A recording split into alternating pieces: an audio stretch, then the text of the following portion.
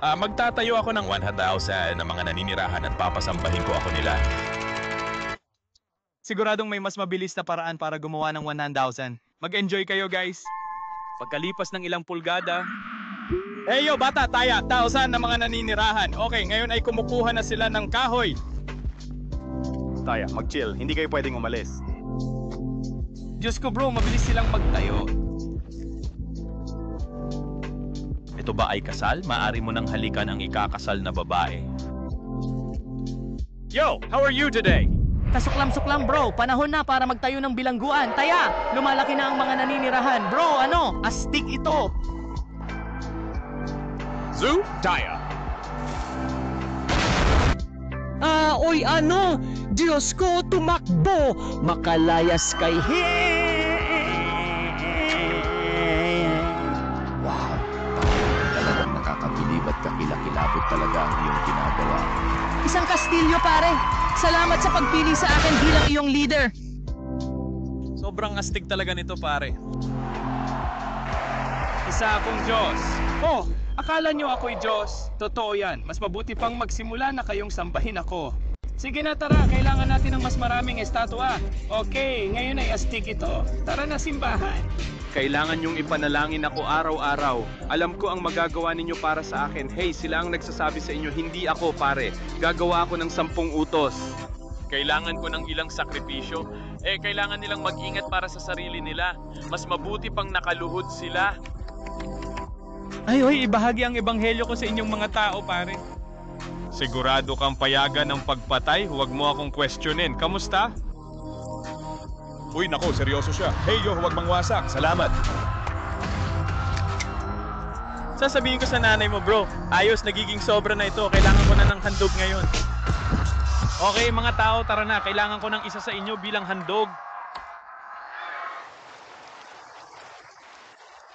Sigurado. Pinagsasakripisyo namin ang taong ito para sa aming Panginoon at tagapagligtas. Tara na! Naku, talagang ginawa niyo talaga ang ganung bagay na yon. Bro, nakakainip na ang pag-juggle mo. Alisin mo itong lalaki, hanapan ka. No, please! Hindi! Panginoon Grox, kumusta hari? May masamang balita ako.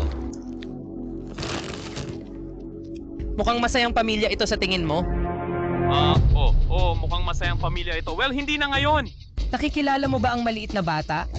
Lumayo ka na sa akin dahil hindi kita kailangan. Na-quickscope ko siya, nasaksihan ng tatay, at nagsimula ng kilusang pangkarapatang sibil para palayain ang mga taga-baryo sa pamamalupit. Napagpasyahan nilang simulan ang sariling baryo. Sandali, ano? Diyos ko, kalmado, bakit kayo umalis? Bro, hindi kayo pinapayagang gumawa ng sarili ninyong baryo. Talagang kailangan ba ang mga t-shirt? Oh, sigurado. At least may estatwa sila. Okay, bupa itong ito. Bra, okay, bullying yan.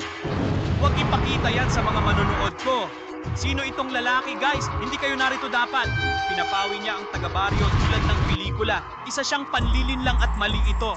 Pinagtatawanan ako ng tiperang ito. Nilagdaan ko ang deklarasyon ng kalayaan para sa anak. Ito'y digmaan. May sariling lipunan sila. Hoy, kayo ay hindi na pinapayagang umalis pa sa aking nayon. Walang isa sa inyo ang aalis. Tingnan natin paano kayo tumatakbo. Kailangan natin ng militar. Papasok digmaan. Opo, sir. Disenyo ko uniforme. Okay, tingnan natin dito. Dito siya magagalit. Sige, maganda ang itsura ninyo. Ito'y mga apoy. Kailangan ninyong magkaroon ng matalim na tumpak na layunin. Yo! Hoy, mata ng nayon! Diyos ko pare, talagang wala na talaga anumang paraan para tayo ay tuluyang mawawala sa dighang ito. Tara na at umalis na tayo ngayon! At hey, siguraduhin niya ang pagkakita niya ito. Ibigay natin sila ng huling pagkakataon. Hoy, kung sambahin ninyo ako, magiging maayos ako. Hindi kayo Diyos o Satanas. Pinatay ninyo ang anak ko. Meron kaming deklarasyon ng kalayaan. Hindi mo kami maaaring atakihin. Pwede mo itong makita. Oh, syempre! Umalis ka sa boses na yon. Tara na!